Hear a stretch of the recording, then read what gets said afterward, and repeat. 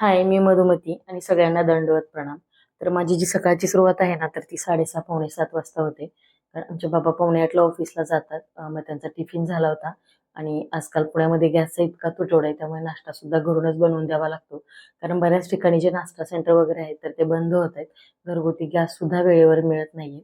तर बाबा ऑफिसला गेले. त्याच्यानंतर मग मी जी कामं असतात घरातली, ती अगदी तशीच ठेवते आणि मग मी माझा वर्कआउट करायला घेते, म्हणजे व्यायाम. आता घरीचे ट्रेडमिल आहे त्यामुळे त्याच्यावरतीच एक 20-25 मिनिटं मी स्पीडमध्ये चालते. आता चालल्यानंतर काय करते मग मी 10-15 मिनिटं तिथंच बसते, कारण इतका दम भरलेला असतो आणि याच्यावर किती फास्ट चालायचं हे आपल्या हातात असतं, कारण रिमोटच आपल्या हातात असतो. त्याच्यामुळे तुम्हाला पाहिजे तेवढ्या स्पीडमध्ये तुम्ही याच्यावरती चालवू शकता. आता चालून झाल्यानंतर जे ट्रेडमिल असतं ते आहे त्या जागेवरती ठेवून देते. कारण घरात लहान मुलं असतात आणि मग ते पायावर वगैरे पडलं तर उगीच दुखापत व्हायला नको. आणि मुली कशा दिवसभर बाल्कनीमध्ये खेळत असतात. त्याच्यावर पाणी वगैरे पडलं किंवा त्या पडल्या तर म्हणून मी सकाळी एकदा वॉकिंग करून झालं की ते आहे असं ठेवून देते. त्याच्यानंतर शिवण्या सर्वज्ञ सुद्धा उठल्या होत्या. त्यांना सुद्धा छान मी अंघोळ वगैरे घालून घेतली होती आणि त्यांचं म्हणणं होतं की आई आमचा मेकअप आमचा आम्ही करतो आणि सर्वज्ञाचं म्हणणं असतं की अगं आई माझा बर्थडे मला नवीन कपडे दे. आता मी परवा यात्रेमधून हे छोट्या छोट्या क्लिप आणल्या होत्या आणि सर्वज्ञाचं म्हणणं होतं की दीदी माझं विचारून देते. म्हणजे मुली असल्या ना की बघा ना खरंच किती समजूतदार असतात. आईला सकाळी सकाळी काम असतं तेव्हा यांचं यांचं त्या आवरत असतात. आणि आता मी तुम्हाला माझा घरातला पसारा दाखवते, कारण आमच्याकडे सकाळीच नळाला गरम पाणी येतं त्यामुळे मुलींना सुद्धा मी लवकरच अंघोळ घालून घेते. आता इतका सगळा पसारा पडलाय आणि यांचं असं म्हणणं आहे की दोघींचा आई तू आमच्यापाशीच बस. ठीक आहे, म्हणजे पसारा पडल्यामुळे मी त्यांना रडवणार नाहीये. कारण जर घरात काही गोष्टी म्हणजे पसारा पडलाय किंवा राडा तसाच पडलाय, मग तो आपण लगेच पटकन आवरून जर घर स्वच्छ केलं तर आपल्याला कोणी कुठलाही पुरस्कार वगैरे देणार नाहीये. त्यामुळे पहिली प्रायोरिटी आपली मुलं असली पाहिजे आणि मग नंतर घर. आणि आता आमचा हा दादा आहे, त्याला सुद्धा ऑफिसला जायचं होतं आणि माझी अक्षरशः मी तुम्ही राडा बघितला पसारा की सगळी कामं तशीच पडल्यात. आणि आता सँडविच मेकर बनवण्यासाठी माझ्याकडे काही सँडविच मेकर वगैरे नाहीये. म्हणून मी छान असं एक डिश ठेवते त्याच्यावरती आणि वरून खलबत्ता ठेवला ना, की छान मस्त असं सँडविच तयार होतं. अगदी परफेक्ट कुठेही म्हणजे त्याच्यात कमी पडत नाही असं छान सँडविच तयार होतं, छान भाजलं जातं. तर आता सँडविच बनवलं होतं, पण दोघींनाही सँडविच खायचं नव्हतं. म्हणून मी त्यांना मखाना रोस्ट करून दिला. म्हटलं तोपर्यंत खाऊन घ्या. आणि आता गॅसची बचत करायची म्हटलं तर काहीतरी करावंच लागेल. म्हणून मी ज्या चपात्या असतात ना, तर त्या सगळ्या वन टाईम बनवून घेते. 7-8 चपात्या आणि मग त्या एकदमच गॅस फुल करून भाजून घेते. कारण काय होतं, आमचं किचन ओटा जो आहे पलीकडचा छोटा आहे आणि मी इकडं लाटून तिकडं भाजेपर्यंत गॅससुद्धा बराच वाया जातो. त्यामुळे मी हीच पद्धत वापरते. तुम्ही सुद्धा नक्की हीच वापरा. आणि बघा चपात्यासुद्धा पटपट उरकल्या जातात आणि पटपट भाजल्यासुद्धा जातात. आता माझं एकीकडे चपात्या भाजायचं काम चालू होतं आणि एकीकडे किचनवरचा पसारा आवरायचं काम चालू होतं. म्हणजे ॲट अ टाईम कामं जर सकाळी केली ना, तरच पसारा आवरला जातो बरं का. आणि आता तुम्ही म्हणाल सँडविच, तर या गोष्टींसाठी काहीतरी जुगाड हा करावाच लागतो. जेव्हा आपल्याकडे काही गोष्टी अवेलेबल नसतात, तेव्हा आपण काहीतरी जुगाड करतोच. यात तर आपण गृहिणी एक्सपर्ट असतो ना, म्हणूनच तर एवढा काटकसरीने संसार करतो, बरोबर ना? आता दादा ऑफिसला निघाला होता, त्याचा टिफिन वगैरे बांधून दिलेला आणि मग ही भाजी होती कढईमध्ये ती सुद्धा मी काढून घेतली. म्हणजे सगळी भांडी एकसाथ घासायला बरं पडतं ना. आता जे काही पिठाचे डबे वगैरे असतात ना, तर ते मी पुसून ठेवते. म्हणजे वारंवार स्वच्छता करावी नाही लागत किंवा प्रत्येक वेळी डीप क्लिनिंग सुद्धा करायची गरज लागत नाही. तुम्ही ज्या वस्तू दररोज घेता, भरणी असो किंवा शेंगदाणा, मिठाची, तर ती ठेवताना ना थोडी भाजून म्हणजे पुसून घेतली ना, तर स्वच्छ सुद्धा होतं आणि वरवर स्वच्छ करत राहिलं तर डीप क्लिनिंगची गरज नाही लागत. पण घर सुद्धा प्रसन्न वाटतं. आता सर्वज्ञाने काही मखाणा खाल्ला नव्हता, तिला डोसा खायचा होता. मग मी तिच्यासाठी डोसा बनवला. शिवण्याने मखाणा खाल्ला होता. पण नंतर हिचं म्हणणं होतं की आई माझ्या पोहण्या बांधून दे, म्हणजे सुट्टे घालून दे. नंतर मी ते छान असे सुट्टे घालून दिले आणि सर्वज्ञांची शेजारी खेळत होती. आता त्याच्यानंतर या दोघींचं असं चाललं होतं की आई बाबांचे फोटो बघायचे, व्हिडिओ बघायचे. जे कधी इतकं प्रेम यांचं हे दररोजच असतं. असं नाही की त्या भांडण करतात. करतात भांडण, शिवण्या नाही हाय करत, सगळ्यांना सर्वज्ञच दंडवत थोडंसं प्रणाम. करते. आता बघा ना किती बराच वेळ झालाय पण माझी काहीच कामं झाली नाही तर ह्या माझ्या चिमण्या बघा आज. आता आज माझी कामं न होण्याचं कारण म्हणजे आज आहे सोमवार, शनिवार रविवार बाबांना असते सुट्टी, बाबा घरी असतात. त्यामुळे ह्यांना इतकं म्हणजे इतका आनंद असतो ना यांचा 2 दिवस. आणि मग सोमवारी या दोघी मला अशा त्रास देतात.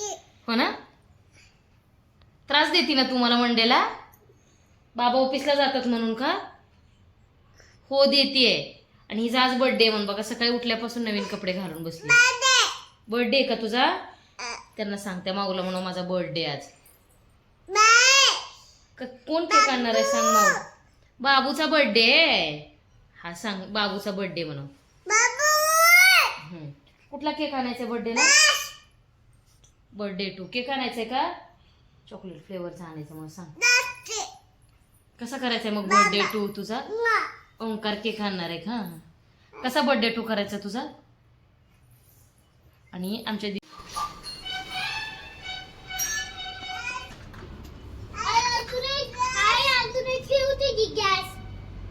ती काय तिथं पडलाय पिंकवाला ते बघ. ती काय आता तू बादली उचलली तिथं, तो तिला सापडला. हा चहा बनवता का आईला तुम्ही? काय बनवणार आहे आज?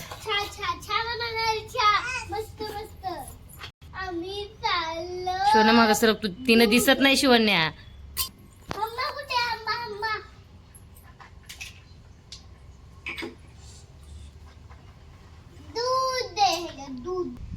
कपात आणा, कपात चहा, कपात कप पाहिजे मला. कप कप कुठे शोध त्याच्यात. तो इथं पडलाय कप. ते दुसऱ्या दीदीला दे. एक दीदी तुला देते. जा बनवून आणा गॅसवर. जावा गॅसवर बनवून आण चहायला. तू बनवून आण तिथनं गॅसवर ना. हा मी पिऊ का चहा? चहा पिऊ का मी? छान छान आहे. धरा. छान होता चहा, आवडला मला. तोंडात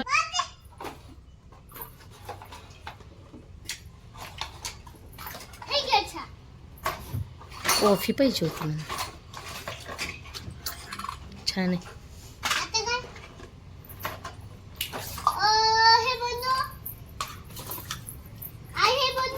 हम्म.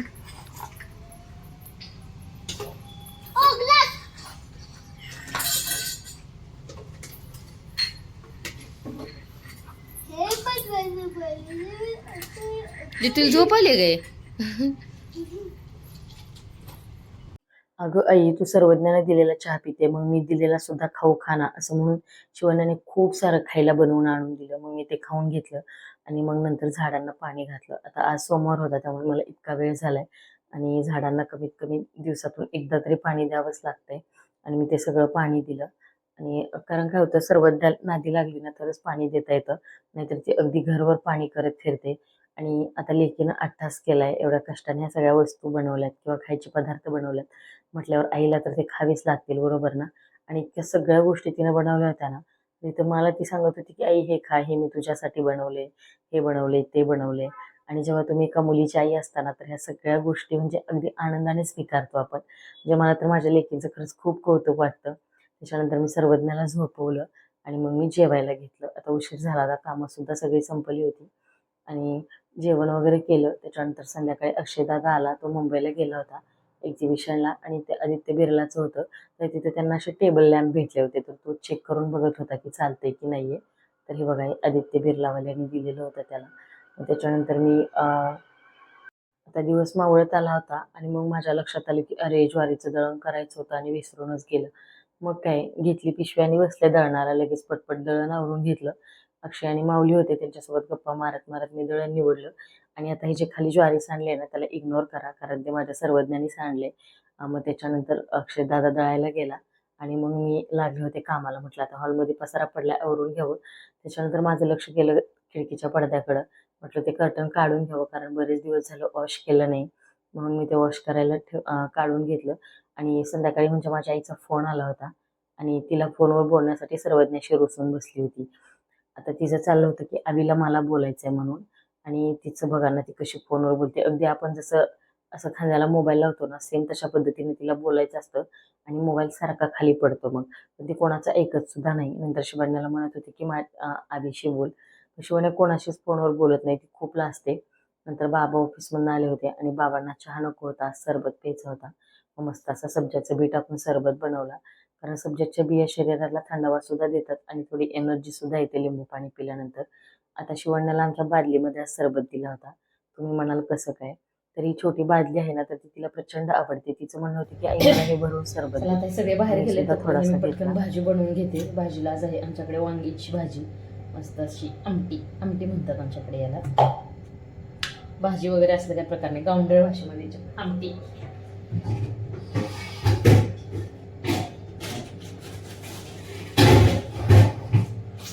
नेमकं ते दुष्काळात 13वा महिना म्हणतात ना, तसा माझा प्रकार झालाय. आता म्हणलं पटकन स्वयंपाक करून घ्यावं, म्हटलं तर खोबरं संपलं.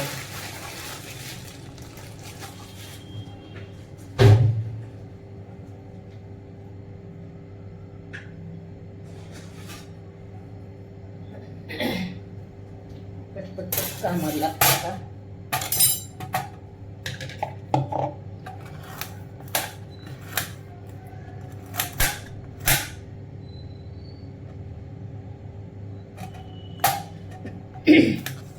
मी ना भाजीला खोबरं आणि अजून हे जे आपलं लसूण कोथिंबीरीचं वाटण करते ना मी, बऱ्याच व्हिडिओमध्ये सुद्धा सांगितले, तर ते वाटण मी करते आणि इतकी छान भाजी होते ना. आणि फक्त घरचा आपले जे घरगुती काळा मसाला असतो ना, तोच तेवढा वापरते मी. इतर कुठलेही गरम मसाला किंवा धना पावडर वगैरे मी अजिबात भाजीला वापरत नाही. म्हणजे रोजच्या भाजीला तरी मग जेव्हा कुठली आमच्याकडे स्पेशल भाजी असेल तेव्हा मसाले वगैरे वापरते.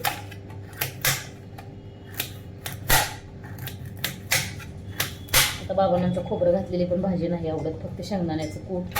पण कसं आम्ही जास्त जण असल्यामुळं मग भाजी मिळून येत नाही ना, आणि भाजी पण थोडी जास्तच करावी लागते, त्याच्यामुळं मग मी थोडंसं खोबरं वापरते.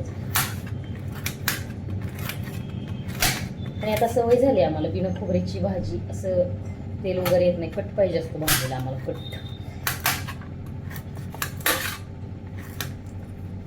आमच्याकडे वांगा आणि शेवगा इतका प्रचंड आवडतो ना, म्हणजे दररोज जरी दिलं नाही तुम्ही संध्याकाळी वांग्याची आमटी किंवा शेवग्याची आमटी, तरी अगदी आवडीने खाणार, आवडीने.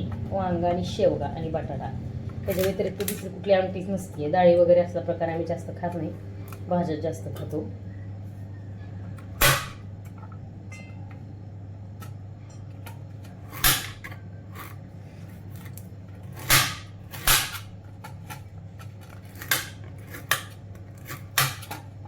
गेलेत आता दळण आणायला, पोरींना पण पाठवली त्यांच्यासोबत, म्हटलं मला काम तरी होऊन जाईल ना तोपर्यंत.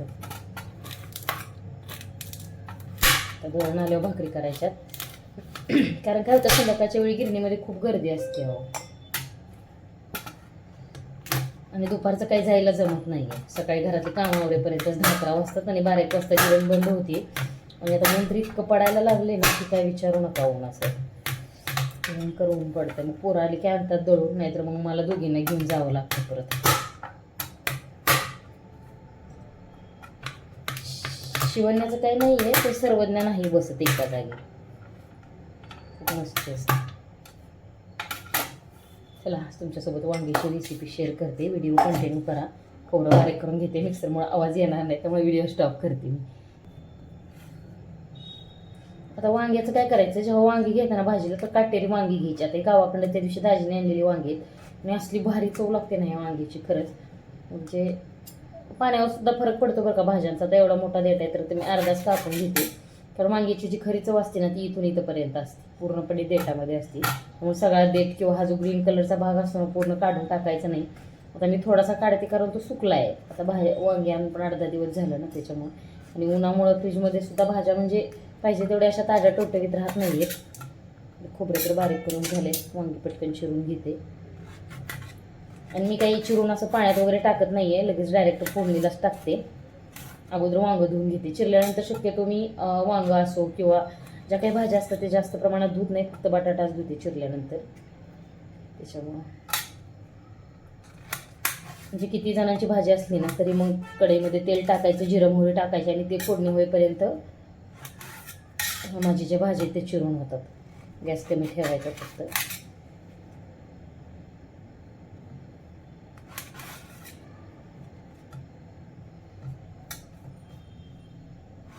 शेवटी काय गावाकडचीच चव. मी इथं पैसे देऊन पण ती गोष्ट विकत नाही घेऊ शकत, अशी चव मिळते ती फक्त गावाकडेची, बरोबर ना.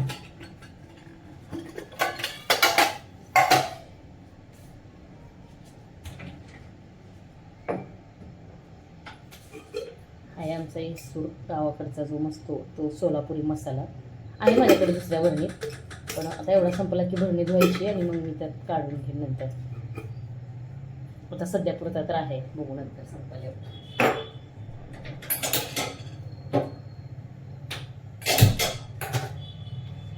व्हिडिओ कंटिन्यू करा आणि या वांग्याच्या भाजीची रेसिपी आहे ना, मी ती नेक्स्ट व्हिडिओमध्ये किंवा शॉर्टमध्ये नक्कीच तुमच्यासोबत शेअर करेन. खूप छान आणि टेस्टी भाजी तयार होते. याच व्हिडिओमध्ये ॲड करणार होते, पण व्हिडिओ खूप मोठा होतोय म्हणून मी नाही शेअर केली. एखाद्या शॉर्ट किंवा मोठ्या व्हिडिओमध्ये मी नक्की तुमच्यासोबत शेअर करेन. आणि तुम्हाला जर आपले असेच व्हिडिओ आवडत असतील तर चॅनलशी कनेक्ट राहा. आणि काय होतं आणि आजच्या जेवणासोबत जो काही आपला व्हिडिओ आहे आजचा ब्लॉग तर मी इथंच एंड करते. भेटूया लवकरच उद्याच्या नवीन ब्लॉगमध्ये. तोपर्यंत सगळ्यांना दंडवत प्रणाम आणि व्हिडिओ पाहिल्याबद्दल धन्यवाद सुद्धा.